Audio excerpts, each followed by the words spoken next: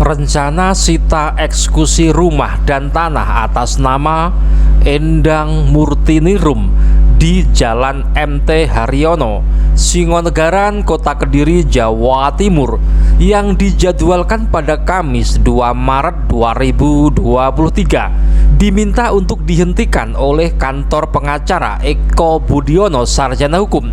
Pasalnya, putusan Majelis Hakim Pengadilan Negeri Kota Kediri tidak sesuai dengan permohonan yang diajukan oleh para penggugat. Permintaan penghentian rencana eksekusi objek tanah dan rumah itu dilakukan dengan cara melakukan gugatan perlawanan. Gugatan perlawanan itu tidak hanya dilakukan oleh kantor pengacara Eko Budiono Sarjana Hukum saja, tetapi ada pengacara lain yang ikut melakukan gugatan perlawanan, yaitu pengacara Arif Wijanarko Sarjana Hukum dan Agustinus Jehandu Sarjana Hukum. Gugatan yang dilakukan Arif Wijanarko Sarjana Hukum bukan gugatan perlawanan biasa, karena dia melakukan gugatan perlawanan derden verset atau perlawanan pihak ketiga, karena merasa ikut memiliki tanah dan rumah tersebut. Gugatan ini sudah mulai disidangkan di Pengadilan Negeri Kota Kediri.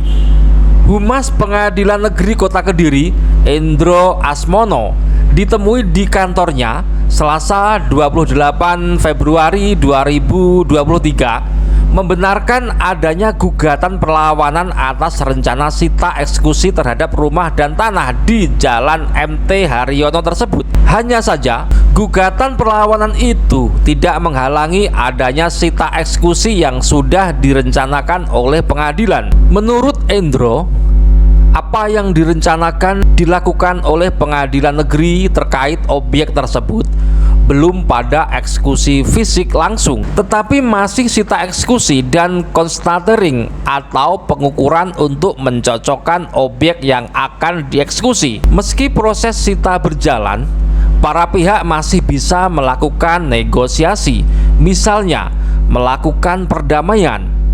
Saat ditanya tentang kekuatan bukti kepemilikan tanah berupa sertifikat yang sudah dimiliki oleh Endang Murtiningrum sebagai termohon, Endro tidak bersedia menjelaskan karena akan kembali ke persoalan awal.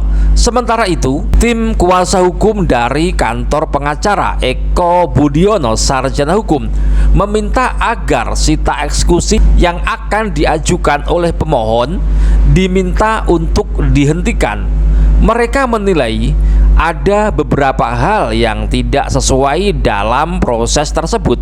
Pertama, luasan lahan yang dimohonkan pemohon adalah 722 meter persegi, tetapi majelis hakim memutuskan objek seluas 772 meter persegi.